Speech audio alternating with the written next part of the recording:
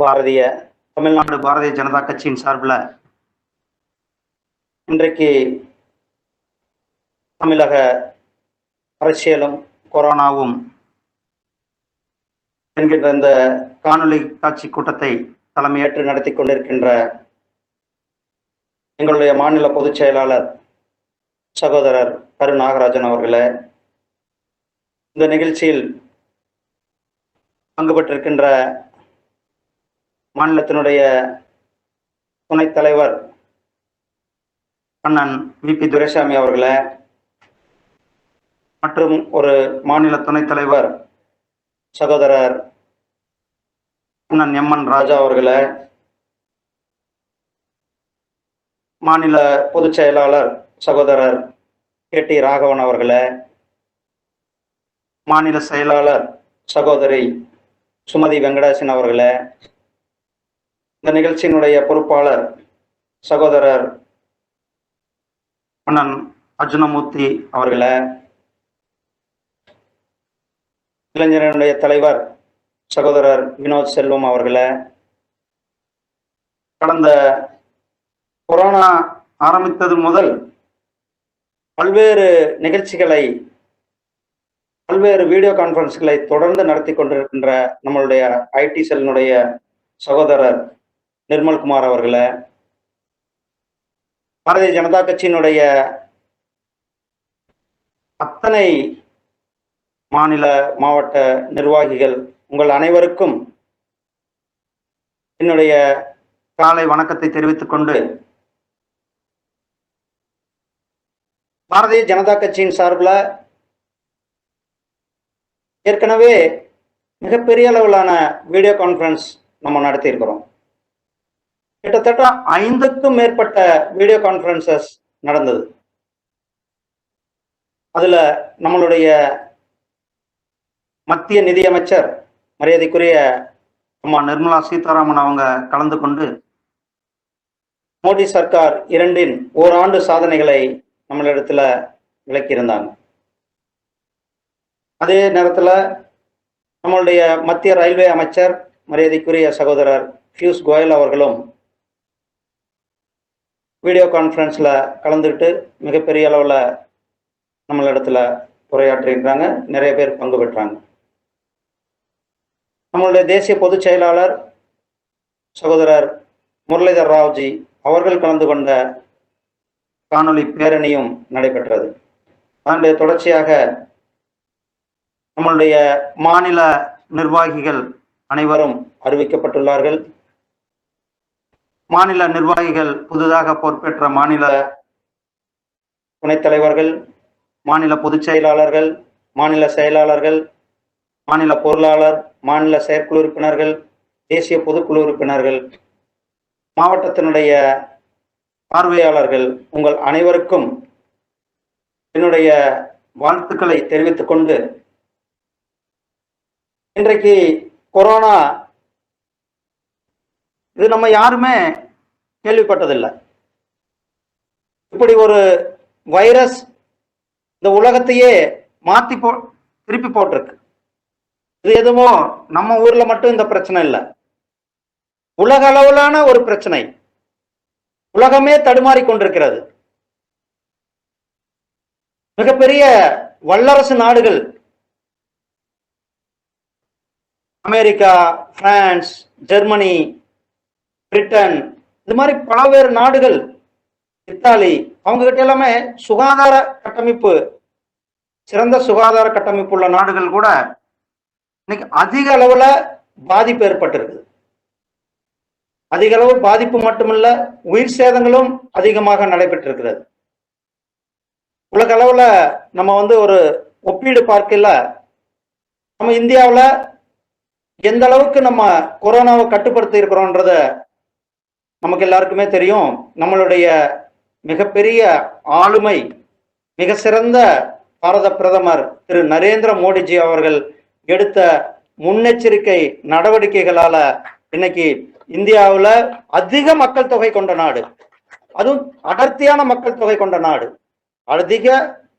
அடர்த்தியான மக்கள் தொகை கொண்ட நம்ம நாட்டுல மற்ற நாடுகளை விட அங்க நம்மளுடைய மக்கள் தொகையை விட அங்க மக்கள் தொகை கம்மி. ஆனா நம்ம இன்னைக்கு எந்த அளவுக்கு நம்ம கட்டுப்படுத்தி இருக்கிறோம்னா, அதுக்கு நம்மளுடைய தலைவர், நம்மளுடைய பாரத பிரதமர், நம்மளுடைய மோடிஜி அவங்க எடுத்த முன்னெச்சரிக்கை நடவடிக்கைகளால தான் இன்னைக்கு இங்க இந்தியாவில் கொரோனாவுடைய கட்டுப்பாடு கண்ட்ரோலுக்கு உள்ளது.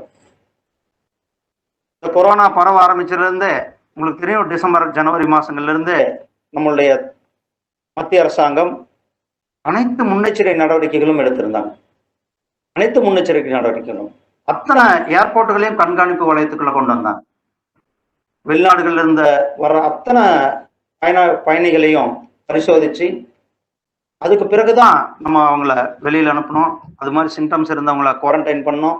அவங்களுக்கு ட்ரீட்மெண்ட்டுக்கெல்லாம் அனுப்பி கண்ட்ரோலா தான் நம்ம நாட்டில் வச்சிருந்தோம். ஆனா ஒரு அமைப்பு உலகமே பயந்துகிட்டு இருக்கிற ஒரு நேரத்துல தப்ளிக்கின்ற அந்த மாநாடை நடத்தி அந்த மாநாட்டுக்கு சென்று தமிழ்நாட்டுக்கு வந்தவங்களால தான் இன்னைக்கு மிகப்பெரிய அளவுல நம்ம தமிழ்நாடு பாதிக்கப்பட்டிருக்கு. அவங்கள ட்ரீட்மெண்ட்டுக்கு போங்க அப்படின்றாங்க, அரசாங்கம் வாங்க ட்ரீட்மெண்ட்டுக்குன்றாங்க. ஆனா ட்ரீட்மெண்ட்டுக்கு போக சில பேர் தயாரா இல்லை. அதே மாதிரி ட்ரீட்மெண்ட்டுக்கு போனாலும் அங்க ஆஸ்பத்திரிகள டாக்டர்கிட்ட பிரச்சனை, நர்ஸுகள் கிட்ட பிரச்சனை. அப்படி அந்த கொரோனா தமிழ்நாட்டில் பரவிடுச்சு. கிட்டத்தட்ட 1000க்கும் மேற்பட்டவங்க அந்த மாநாட்டுக்கு போயிட்டு வந்தாங்க. அவங்க இந்த மாநாட்டுக்கு போயிட்டு வந்து கண்டுபிடிச்ச உடனே ட்ரீட்மெண்ட்டுக்கு போயிருந்தா நம்ம கண்ட்ரோல் பண்ணியிருக்கலாம். பல இடங்கள்ல பரவிடுச்சு. கோயம்பேடுல என்ன நடந்தது? கோயம்பேடு முன்கூட்டியே அதை க்ளோஸ் பண்ணியிருக்கணும். ஊரடங்கு பிறப்பிக்கப்பட்டது, அத்தனையும் பிறப்பிக்கப்பட்டு அத்தனை இடங்களும் க்ளோஸ் பண்ண பிறகு இந்த கோயம்பேடு மார்க்கெட் திறந்திருந்தாங்க. அரசாங்கம் ஊரடங்கு பிறப்பிக்கப்பட்டதுக்கு பிறகும் அந்த ஊரடங்கு நடைமுறையில் இருக்கும் பொழுதே கடுமையான ஊரடங்கு 4 நாளைக்கு கடைபிடிக்கப்படும் சொன்னதுனால மக்கள் அனைவரும் கோயம்பேடுக்கு போய் தமிழகத்துல இன்னைக்கு கொரோனா கட்டுப்படுத்த முடியாத சூழ்நிலையில் இருக்கிறோம். இந்த 2 சம்பவங்களும் இல்லை எனில் இன்றைக்கு தமிழ்நாட்டில் கொரோனாவே கிடையாது, நம்ம தமிழ்நாடு ரெட் ஜோன்லயே வந்திருக்காது. மார்ச் மாசம் 22ஆம் தேதி அன்னைக்கு நம்மளுடைய பாரத பிரதமர் நமக்கெல்லாம் அழைப்பு விடுத்தாங்க. ஒரு நாள் சுய ஊரடங்கு கடைபிடிக்கணும். அத்தனை பேருமே, பொதுமக்கள் அத்தனை பேருமே, குழந்தைகள் முதல் சகோதரிகள் சகோதரர்கள் அத்தனை பேருமே முழுமையாக தானாக முன்வந்து அவங்க ஆதரிச்சாங்க. அன்னைக்கு 5 மணிக்கு கொரோனா வாரியர்கள் அவர்களுக்கு கரவொலி எழுப்பி கைத்தட்டி நன்றி சொல்லணும் அப்படின்னு காவல்துறை, மருத்துவர்கள், செவிலியர்கள், டெக்னீசியன்ஸ், இராணுவத்திற்கு அவர்களுக்கு நன்றி சொல்லணும்ட்டு நம்மளுடைய பாரத பிரதமர் சொல்லியிருந்தாங்க. தமிழகம் முழுவதுமே மிகப்பெரிய ஒரு வரவேற்பு. அத்தனை பேருமே அவர்களுடைய வீடுகள்ல இருந்து, அவர்களுடைய பால்கனில இருந்து, அவர்களுடைய வீட்டு வாசல்கள்ல இருந்து ஒரு மிகப்பெரிய வரவேற்பை பாரத பிரதமர் சொல்லிட்டாருன்றத அவ்வளவு பெரிய வரவேற்பை நம்ம மக்கள் மத்தியில, தமிழக மக்கள் மத்தியில பார்க்க முடியுது. அதை தொடர்ந்து கொரோனாவை கட்டுப்படுத்தணும்ட்டு மார்ச் மாசம் 24ஆம் தேதி அன்னைக்கு பாரத தேசம் முழுவதுமே ஊரடங்கு கடைபிடிக்கப்பட்டது. ஊரடங்கு கடைபிடிக்கப்பட்ட உடனேவே நமக்கு எல்லாம் தெரியும், அப்ப எல்லாமே கண்ட்ரோலா தான் இருந்தது. நமக்கு எல்லாம் தெரியும், நம்ம நாடு கிட்டத்தட்ட 80% மக்கள் அரசாங்கத்தினுடைய திட்டங்களும் அரசாங்கத்தினுடைய மானியங்களும் எதிர்பார்த்து இருக்கிறோம். இந்த ஊரடங்கால ஒருத்தர் கூட பாதிக்கப்படக்கூடாது, ஒருத்தர் கூட பாதிக்கப்படக்கூடாது அப்படின்ட்டு நம்மளுடைய அரசாங்கம் சுமார் 1.70 லட்சம் கோடிக்கு அந்த நிவாரண திட்டங்களை அனௌன்ஸ் பண்ணாங்க. அதுல சிறப்பா சொல்லணும்னா 2-3 திட்டங்களை சொல்லணும், இங்க சொல்லிதான் ஆகணும். அதுல ஒண்ணுதான் ஜன்தன் அக்கௌண்ட். அத்தனை ஏழை பெண்களுக்கும் ஏழை தாய்மார்களுக்கும் நம்ம அந்த ஜன்தன் அக்கௌண்ட் ஆரம்பிச்சு கொடுத்துருந்தோம். அந்த அக்கௌண்ட் வச்சிருக்கிற ஒவ்வொருத்தருக்கும் 3 மாதங்களுக்கு 500 ரூபாய் வீதம் அவர்களுடைய அக்கௌண்ட்ல கொடுக்கப்படும் சொன்னோம். அதே மாதிரி தமிழகத்துல 1 கோடி இந்த ஜன்தன் அக்கௌண்ட் ஹோல்டருக்கு, மொத்தம் இந்தியா முழுவதும் 20 கோடிக்கு மேற்பட்ட ஜன்தன் அக்கௌண்ட்டுக்கு மாதம் 500 ரூபாய் கொடுத்திருக்கோம். தமிழகத்துல 1 கோடி பேருக்கு மேல அந்த 500 ரூபாய் அவர்களுடைய அக்கௌண்ட்ல ஏற்கனவே நம்ம கொடுத்திருக்கிறோம். இதுக்கு அடுத்தது விவசாயிகளுக்கு சன்மானம். அந்த விவசாய சன்மானம் நம்மளுடைய பாரத பிரதமருடைய விவசாயிகளுக்கு சிறப்பு நிதி கொடுக்கிறோம். அந்த நிதியை முன்கூட்டியே வருஷத்துக்கு 6000 ரூபாய் கொடுக்கிறோம். 3 தவணையா 2000 கொடுப்போம். அந்த தவணையை முன்கூட்டியே தேதியிட்டு 2000 ரூபாய் விதியும் தமிழகம் மட்டும் கிட்டத்தட்ட 35 லட்சம் விவசாயிகளுக்கு 2000 ரூபாய் வீதம் நம்ம ஏற்கனவே நம்ம கொடுத்தாச்சு. அவங்க எங்கேயும் அணைய தேவையில்லை, அவர்களுடைய பேங்க் அக்கௌண்ட்டுக்கே 2000 ரூபாய் வீதம் அத்தனை விவசாயிகளுக்கும் நம்ம கொடுத்திருக்கோம். அதே மாதிரி உஜ்வாலா யோஜனால பதிவு செய்த அத்தனை தாய்மார்களுக்கும் நம்ம இந்த 3 மாசமாக மாதம் ஒரு சிலிண்டர் விதமா இலவசமா சிலிண்டர் கொடுத்திருக்கோம் மத்திய அரசாங்கத்தால்.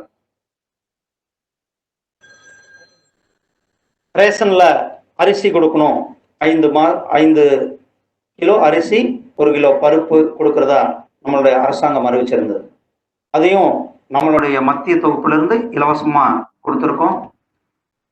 இத வர நவம்பர் மாசம் வரலுமே நீட்டிச்சிருக்கோம். வர நவம்பர் மாசம் வரலுமே அத்தனை ரேஷன் பிபிஎல் ரேஷன் கார்டு ஹோல்டருக்கும் 5 ரூபாய் 5 கிலோ அரிசி 1 கிலோ பருப்பு கொடுக்கும். அந்த திட்டத்தையும் மத்திய அரசாங்கம் அத்தனை பேருக்குமே கொடுத்தாச்சு.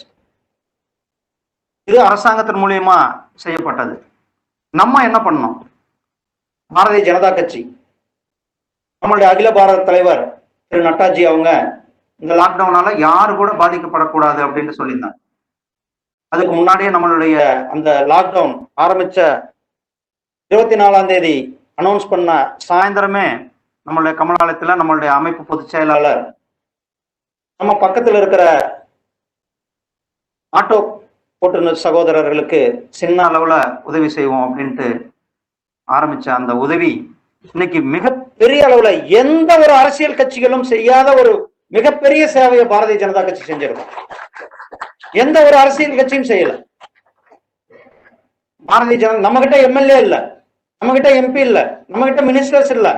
ஆனாலும் பாரதிய ஜனதா கட்சியினுடைய சகோதரர்கள் சேவை மனப்பான்மை, அவர்களுடைய சேவை ரத்தத்துல ஊறி போன அந்த சேவை இன்னைக்கு வரலுமே நம்ம அந்த சேவையை தொடர்ந்து செஞ்சுட்டு இருக்கோம். இன்னைக்கு வரலுமே நம்ம செஞ்சுட்டு இருக்கோம்.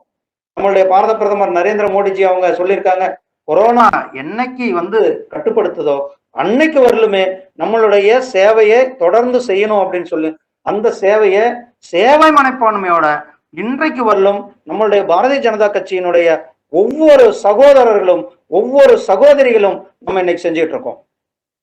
வீடு நீடி கிட்டத்தட்ட 1 கோடி பேருக்கு மேல நம்ம உணவு பொட்டலங்கள் மட்டுமே கொடுத்திருக்கோம். இந்த லாக்டவுன் பீரியட்ல வீடு நீடிக்கல கிட்டத்தட்ட 1 கோடி பேருக்கு மேல உணவு பொட்டலங்கள் கொடுத்திருக்கோம். மோடி கிட் நம்ம தமிழ்நாட்டினுடைய பாரதிய ஜனதா கட்சியினுடைய தொண்டர்கள் எந்த அளவுக்கு ஒரு கமிட்டடுன்றத நம்ம இந்த நேரத்தில் நினைச்சு பார்க்கணும். ஏழ்மையில இருக்கிற ஒரு காரியகர்த்தர், நம்மளுடைய கட்சியை சார்ந்த ஏழ்மையுடைய காரியகர்த்தர், அவரு வீட்டுல உணவு இருக்கோ இல்லையோன்றத பத்தி கவலை இல்லை. ஆனா நம்ம கட்சி நமக்கு ஆர்டர் கொடுத்துருக்குன்ட்டு அவர் வீட்டுக்கு சமைச்சது போக அவர் கஷ்டப்படுறாரு.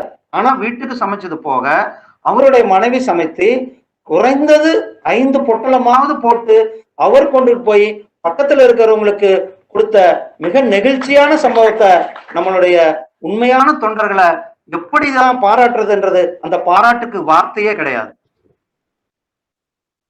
அந்த அளவுக்கு தன்னை அர்ப்பணித்துக் கொண்டு பாரதிய ஜனதா கட்சியினுடைய தொண்டர்கள் இந்த பணியை நம்ம செஞ்சிருக்கிறோம். அதே மாதிரி மோடி கிட், ரேஷன் பொருட்கள் அடங்கிய மோடி கிட், கிட்டத்தட்ட இந்த மோடி கிட் ஒரு கிட்டினுடைய மதிப்பு 500 ரூபாயிலிருந்து 2000 ரூபாய் வரலும் நம்மளுடைய நிர்வாகிகளுடைய அவர்களுடைய திறமை பொறுத்து 35 லட்சத்துக்கும் மேற்பட்ட மோடி கிட் மாநிலம் முழுவதுமே நம்ம கொடுத்துருக்கோம். எந்த அரசியல் கட்சியும் பண்ணல, எந்த அரசியல் கட்சியும் பண்ணல. நம்ம கொரோனா நம்மளை தாக்கும்னு தெரிஞ்சு நம்ம வெளியில போனா கொரோனா நம்மளை தாக்கக்கூடிய ஆபத்து இருக்குன்னு தெரிஞ்சு அதை பத்தி எல்லாம் பயப்படாம என்னுடைய நோக்கம் சேவை மட்டும்தான் அப்படின்ட்டு நம்மளுடைய பாரதிய ஜனதா கட்சிக்காரங்க நம்ம அந்த வேலையை செஞ்சுட்டு இருந்தோம். ஆனா எதிர்கட்சியை சேர்ந்த எதிர்கட்சி தலைவர் என்ன சொல்றார்? ஒரு மாசம் அவர் எங்கேயுமே காணோம், வெளியிலே வரல. ஒரு மாசத்துக்கு பிறகு எல்லாருமே தனிச்சிருங்க, வீட்டுல இருங்க அப்படின்னு சொன்னா இவரு ஒன்றிணைவோம் வா அப்படிங்கிறார். எதுக்காக ஒன்றிணைவோம் வா அப்படின்னு எதுக்கு கூப்பிட்டாரு, யார கூப்பிட்டாருன்னு தெரியல, என்ன பண்ணாருன்னு தெரியல. ஆனா நம்ம எல்லாரும் சேவை செஞ்சிட்டு இருக்கோம், உணவு கொடுத்துட்டு இருக்கோம். அவரு என்ன பண்ணாரு? இந்த கொரோனா பீரியட்ல 1 லட்சம் மனுக்களை வாங்கினார். என்ன வாங்கினாரு? 1 லட்சம் மனுக்களை வாங்கினார். அந்த மனுக்களை எடுத்துட்டு தலைமைச் செயலாளர்கிட்ட போறாரு. தலைமைச் செயலாளத்துல இப்போ டிசாஸ்டர் ஆக்ட் நடைமுறையில் இருக்கு, டிசாஸ்டர் நடைமுறையில் இருக்கு. பெரிய ஊர் இது என்னது, டிசாஸ்டர் நடைமுறையில் இருக்கு, பேரிடர். அந்த பேரிடர் காலத்துல 1 லட்சம் மனுக்களை எடுத்துக்கிட்டு தலைமைச் செயலாளர் ரூமுக்கு போனா தலைமைச் செயலாளர் என்ன சொல்றார்? உங்களுடைய மனுக்களை கொடுத்துருக்கீங்க, உங்களுடைய மனுக்கள் பரிசீலிக்கிறதுக்கு 1 லட்சம் மனுக்களை உடனே பரிசீலிக்க முடியாது இல்லையா? சம்பந்தப்பட்ட துறைகளுக்கு அனுப்பணும், எந்தெந்த துறைக்கு என்னென்ன யாருக்கு அனுப்பணும்ன்றது இருக்கு. ஆனா இந்த அவரு அத்தனை அதிகாரிகளும் அவங்கவுங்க கொரோனாவுடைய ஒவ்வொரு மாவட்டத்துக்கு பொறுப்பாளர்களா இருக்காங்க அதிகாரிகள். தலைமைச் செயலகத்துல அத்தனை பேருமே பணிகள்ல இருக்காங்க, 24 மணி நேரமும் வேலையில இருக்காங்க. அவங்க கிட்ட கொண்டு போய் 1 லட்சம் மனுக்களை கொடுத்து இப்பயே இந்த மனுக்களுக்கு என்னைக்கு நடவடிக்கை எடுக்க போறீங்க அப்படின்னு கேட்டா அவர் என்ன சொல்ல முடியும்? அவரால் நாங்க பரிசீலிச்சு பதில் சொல்ல முடியுன்றதான் வார்த்தை சொல்ல முடியும். அது அவர்களுக்குள்ள அந்த சேம்பர்ல என்ன நடந்ததுன்றது அதை நம்ம டிஸ்கஸ் பண்ண வேண்டாம். ஆனா அதுக்கு பிறகு வெளியில வர்றாங்க, மீடியாவை சந்திக்கிறாங்க. மீடியாவை சந்திக்கும் போது, பிரஸ்ஸை சந்திக்கும் போது என்ன சொல்றாங்க? நாங்க தலைமைச் செயலாளர் சந்திச்சோம், தலைமை செயலாளர் எங்களை மதிக்கல அப்படின்னு சொல்லியிருந்தா பரவாயில்ல. நாங்கள் என்ன தாழ்த்தப்பட்ட மக்களா, நாங்கள் என்ன 3ஆம் தர மக்களா? சம்பந்தமே இல்லாமல் மக்களால் தேர்ந்தெடுக்கப்பட்ட பிரதிநிதிகள் தாழ்த்தப்பட்ட மக்களை 3ஆம் தர மக்களாக கேவலப்படுத்திய சம்பவம் திமுக தான் சாரும். அவர் மட்டும் இல்ல, அதை தொடர்ந்து அவருடைய எம்எல்ஏக்கள், நாட் ஒன்லி பட்டியலின மக்களை, சமுதாயத்துல அடித்தட்டு மக்கள்ல சேவை செய்கின்ற மக்களை,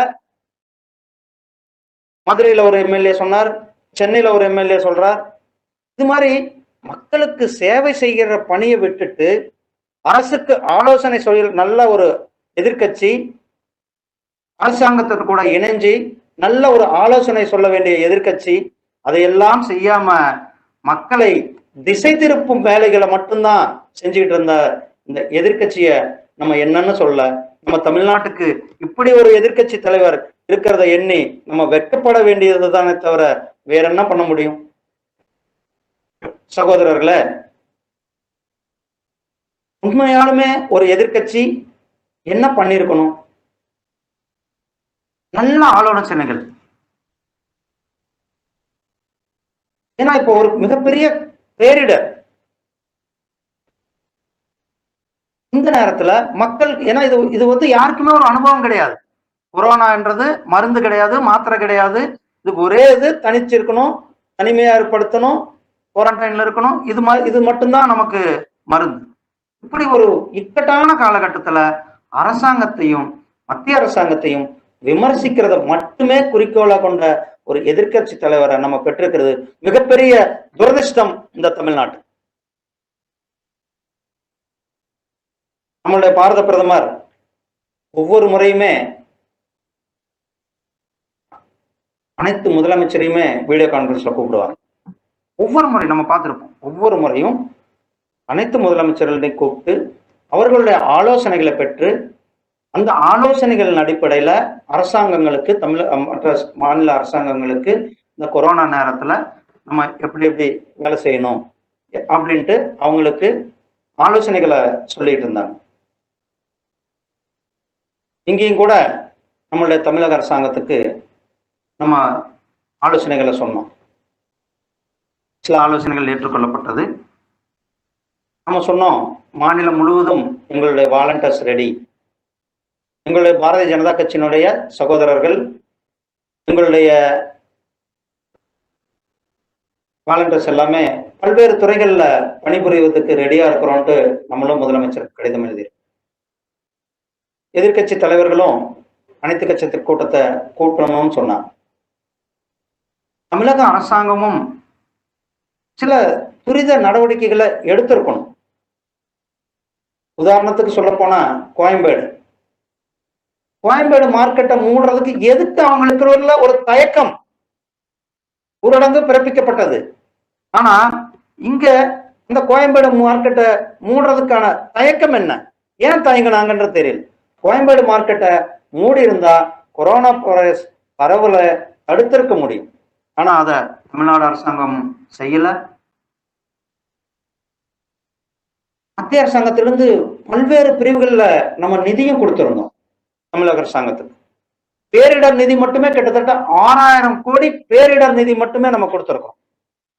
இதை தவிர்த்து ஒவ்வொரு இண்டிவிஜுவலான நிதிகளையும் கொடுத்திருக்கோம். கிட்டத்தட்ட 15000 கோடிக்கும் மேற்பட்ட தொகை அரசாங்கத்தின் மூலியமா வந்திருக்கு.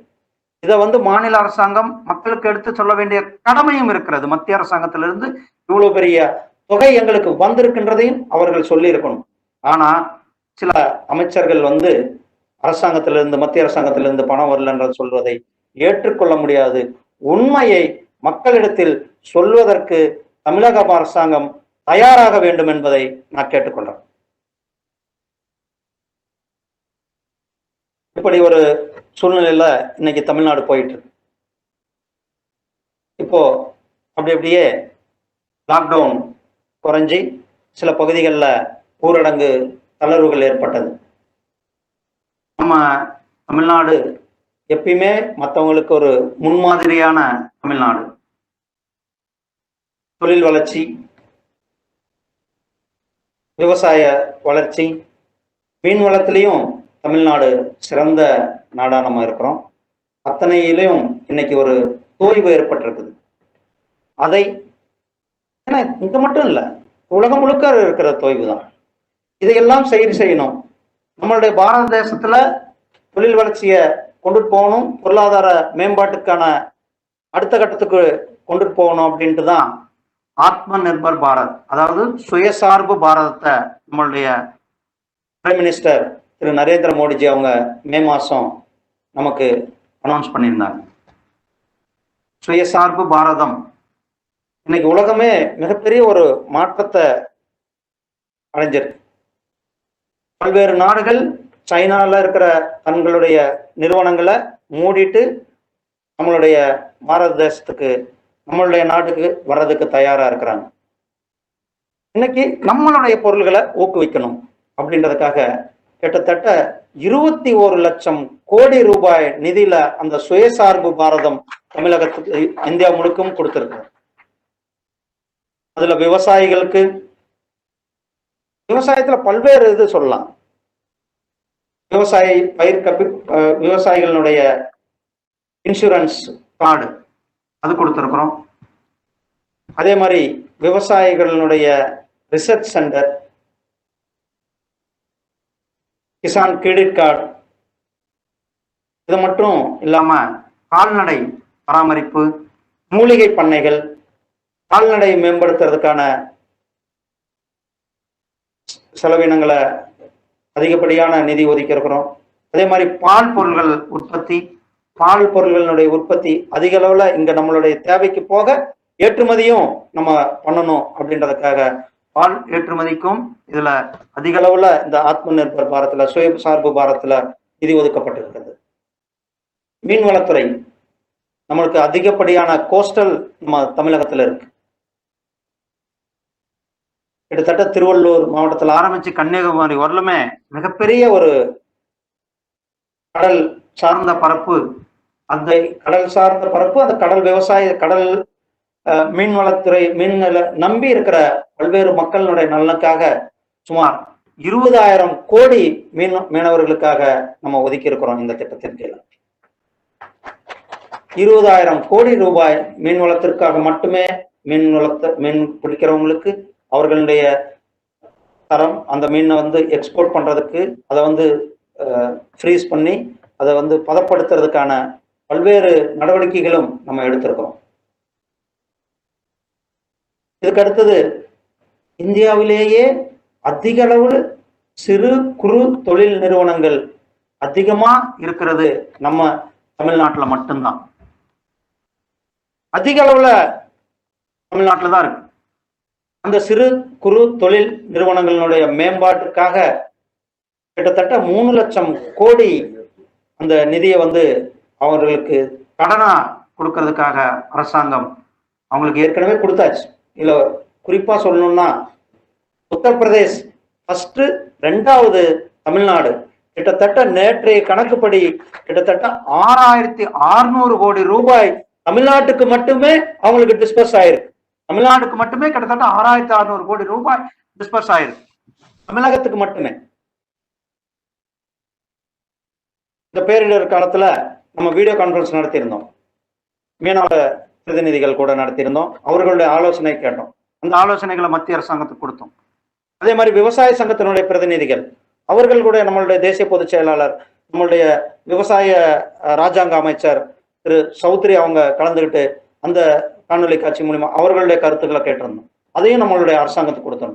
அதே மாதிரி எம்எஸ்எம்இஸ் ஒவ்வொரு செக்டாரையும் நம்ம கூட்டங்கள் நடத்திருந்தோம். Textile owners association, retail owners association, Coimbatore, Erode, திருப்பூர்ல இருக்கிற அந்த எம்எஸ்எம்இன்ற அந்த அசோசியேஷன்காரங்க கூட நடத்தியிருந்தோம். ரியல் எஸ்டேட் அதிபர்கள் கூட கூட்டங்கள் நடத்தியிருந்தோம். அதே மாதிரி பார்மசூட்டிக்கல் அசோசியேஷன் அவங்க கூட கூட்டங்கள் நடத்தியிருக்கிறோம். இந்த பேரிடர் காலத்தில் கூட அனைத்து தொழில்துறையினர்களுடையும் அவர்களுடைய குறைகளை கேட்டு மத்திய அரசாங்கத்திற்கு தமிழக பாரதிய ஜனதா கட்சியின் மூலியமா நம்மளுடைய அந்த அவர்களுடைய கோரிக்கைகளை நம்ம அங்கேயும் கொடுத்திருந்தோம். அதனுடைய பேர்ல பல்வேறு இதையும் அவங்க ஆலோசிச்சு பல்வேறு நடவடிக்கைகளும் எடுத்திருக்காங்க. நான் கடந்த 10 நாளைக்கு முன்னாடி கோயம்புத்தூருக்கு போயிருந்தேன். அப்போ அங்க அந்த சிறு குறு தொழிற்சாலைகளினுடைய அந்த அசோசியேஷனுடைய தலைவர்களை சந்திச்சோம். ஏன் நாங்க இதுவரையிலும் இந்த மாதிரி ஒரு பிரைம் மினிஸ்டர் நாங்க பார்த்ததில்லை, இந்த மாதிரி ஒரு நிதியமைச்சரை நாங்க பார்த்ததில்லை. எங்களுடைய கோரிக்கைகளை உடனுக்குடன் செவிசாய்க்கிறாங்க, உடனுக்குடன் எங்களுடைய கோரிக்கைகளை நிறைவேற்றி இருக்கிறாங்க அப்படின்ட்டு எப்படி ஒரு பிரைம் மினிஸ்டர் கிடைச்சதுக்கு நாங்கள் கொடுத்து வைத்தவர்கள்.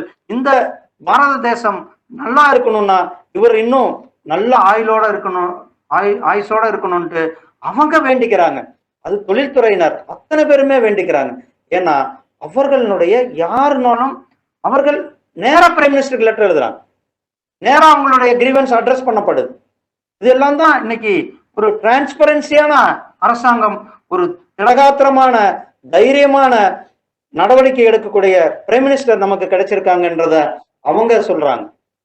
நம்மளுடைய இந்த கொடிசியா என்ற அந்த நிறுவனத்தை சார்ந்த சகோதரர்கள் அவர்களுடைய எந்த பிரச்சனைகளா இருந்தாலும் கிட்டத்தட்ட கோயம்புத்தூர்ல மட்டுமே 1000 கோடிக்கு மேல அந்த நம்மளுடைய எம்எஸ்எம்இனுடைய லோன் அந்த அமௌண்ட் அவங்களுக்கு டிஸ்பர்ஸ் ஆயிடுச்சு, அவங்களுடைய அக்கௌண்ட்லயே போட்டாச்சு. இது போல ஒவ்வொரு ஆத்ம நிர்பர் பாரத்லையும் ஒவ்வொரு நடவடிக்கையிலையும் நம்ம இந்த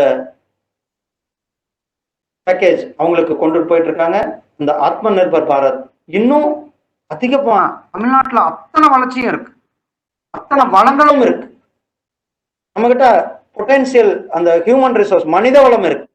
நம்மளுடைய தமிழ்நாட்டினுடைய மனித வளம் தான் இன்னைக்கு உலகத்துக்கே உலகத்தையே ஆண்டுகிட்டு இருக்கின்ற மனித வளம்ன்றது நம்மளுடைய தமிழ்நாட்டில் இருக்கிற அந்த மனித வளம் தான். இன்ஃப்ராஸ்ட்ரக்சர் இருக்கு. இதையெல்லாம் பயன்படுத்தி நம்ம சுய சார்பு பாரத்துல தமிழகம் இன்னும் உலகத்துக்கே வழிகாட்டியாக இருக்கணும் அப்படின்றது தான் தமிழக பாரதிய ஜனதா கட்சியினுடைய விருப்பம்.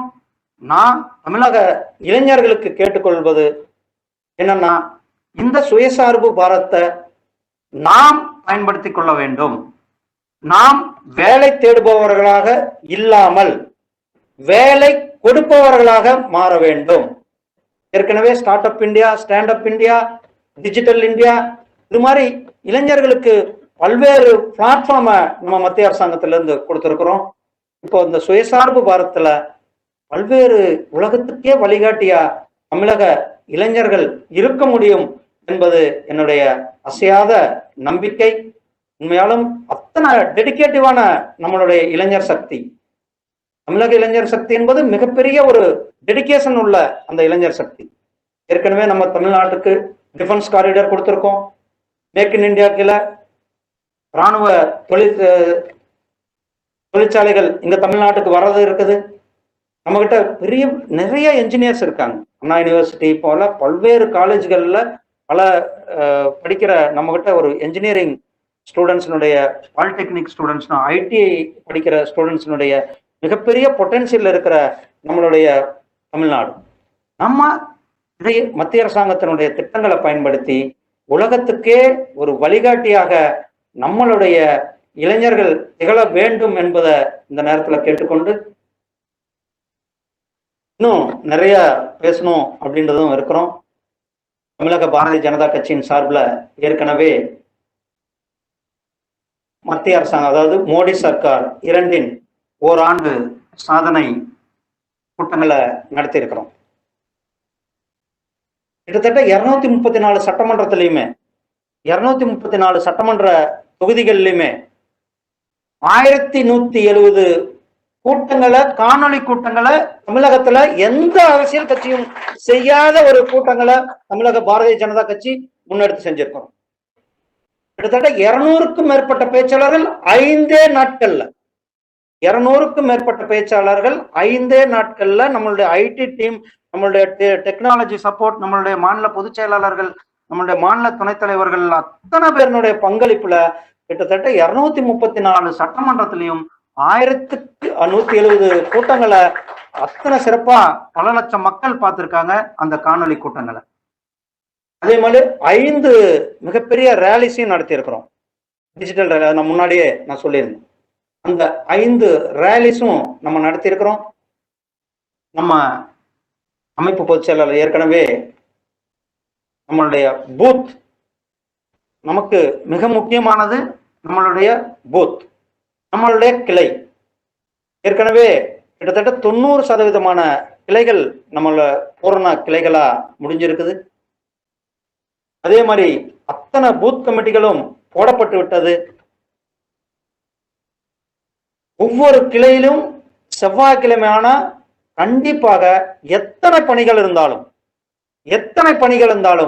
செவ்வாய்க்கிழமை நம்மளுடைய கிளை கூட்டங்கள் நடத்தப்பட வேண்டும். கிளை கூட்டங்கள் தொடர்ந்து நடத்தப்படும் என்று சொல்லி இப்போ கடந்த இந்த கொரோனா காலத்திலும் கடந்த 2 மாதமாக நம்மளுடைய கிளை அளவிலான கூட்டங்களை நடத்திக்கிட்டு இருக்கோம்.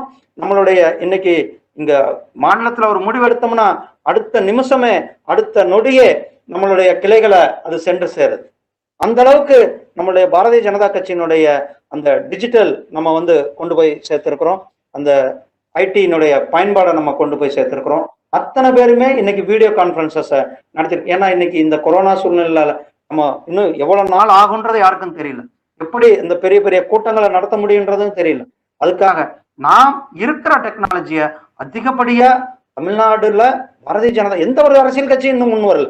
ஆனா இவ்வளவு கூட்டங்களை நம்ம நடத்தி முன்னெடுத்து செஞ்சுட்டு இருக்கிறோம். தமிழக பாரதிய ஜனதா கட்சி பல பேர் எங்க இருந்ததுன்னு கேட்டாங்க. அவர்களுக்கெல்லாம் பதில் சொல்லும் விதமாக தான் நம்மளுடைய உள்ளாட்சி தேர்தல் நடந்தது. உள்ளாட்சி தேர்தல்ல நம்மளுடைய கவுன்சிலர்கள், நம்மளுடைய பஞ்சாயத்து தலைவர்கள், நம்மளுடைய ஒன்றிய கவுன்சிலர்கள், நம்மளுடைய மாவட்ட கவுன்சிலர்கள், நம்மளுடைய மாவட்ட துணைத் தலைவர்கள், நம்மளுடைய மாவட்ட பஞ்சாயத்து, நம்மளுடைய ஒன்றிய தலைவர்கள் அத்தனை இடத்துலையும் தமிழகம் முழுவதும் பல்வேறு இடங்கள்ல வெற்றி பெற்று இன்றைக்கு தமிழகம் முழுவதுமே உள்ளாட்சிகள்ல நம்மளுடைய பிரதிநிதித்துவம் அனைத்து இடங்களிலுமே இன்னைக்கு இருக்கு. நமக்கு இன்னும் சட்டமன்றத்துக்கு ரொம்ப நாள் இல்லை. நமக்கு வர்ற மே மாசம் சட்டமன்ற தேர்தல் வர இருக்குது. இது ஒரு இக்கட்டான காலகட்டத்துல தமிழக அரசியலே இருக்கு. ஆனா நம்ம தயாராயிட்டோம். தமிழக பாரதிய ஜனதா கட்சி தயார். வர சட்டமன்ற தேர்தலை எதிர்கொள்வதற்கு தமிழக பாரதிய ஜனதா கட்சி அனைத்து ஏற்பாடுகளுடனும் தயார் நிலையில நாம் இருக்கின்றோம். நம்மளுடைய நோக்கம், நம்மளுடைய எண்ணம், நம்மளுடைய குறிக்கோள், நம்மளுடைய லட்சியம் வருகின்ற சட்டசபை தேர்தலில் அதிகப்படியான இடங்களை வெற்றி பெற்று நம்மளுடைய கூட்டணி, நம்மளுடைய பாரதிய ஜனதா கட்சி கூட்டணி தான் வர சட்டமன்றத்துல ஆட்சியில இருக்க போகுது. அதுக்காக தான் நம்மளுடைய பாரதிய ஜனதா கட்சியை சேர்ந்த அத்தனை பேருமே வர்ற இந்த 8 மாதம் நமக்கு மிகப்பெரிய முக்கியமான காலம். நாம் அனைவரும் ஒருங்கிணைந்து அனைத்து பணிகளையும் விட்டுட்டு நம்மளுடைய ஒரே நோக்கம், நம்மளுடைய ஒரே எண்ணம், வருகின்ற சட்டமன்ற தேர்தல், வருகின்ற சட்டசபையில நம்மளுடைய எம்எல்ஏக்கள், நம்மளுடைய பாரதிய ஜனதா கட்சியினுடைய கூட்டணி ஆட்சிதான் இருக்கும். அதற்கு நாம் தயாராக இருப்போம். பாரதிய ஜனதா கட்சியினுடைய கூட்டணி ஆட்சியை தமிழகத்திலே கொண்டு வருவோம் என்பதை கேட்டுக்கொண்டு இந்த அருமையான நேரத்துல, இந்த அருமையான நிகழ்ச்சியில உங்களுடைய காணொலியில பேசி என்னுடைய கருத்துக்களை பகிர்ந்து இவ்வளவு நேரம் என்னுடைய கருத்துக்களை கேட்ட உங்கள் அனைவருக்கும், என்னுடைய பாரதிய ஜனதா கட்சியினுடைய மாநில நிர்வாகிகள், மாவட்ட தலைவர்கள், இதில் பங்கு பெற்ற பொதுமக்கள், சகோதரர் சகோதரிகள், உங்கள் அனைவருக்கும் என்னுடைய மனமார்ந்த நன்றிகளை தெரிவித்துக் கொள்கிறேன். நன்றி, வணக்கம்.